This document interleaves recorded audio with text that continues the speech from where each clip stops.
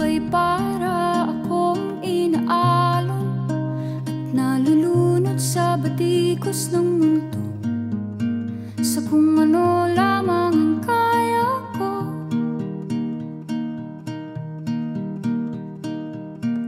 Bigang-biga na sa mga problemang di masolusyonan agad, parang wala nang bukas. Pwede bang umiwas?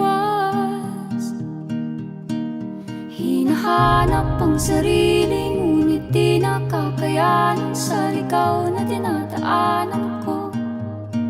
Saan na to patungo? Saan ako patungo? Dahan-dahan nating simulan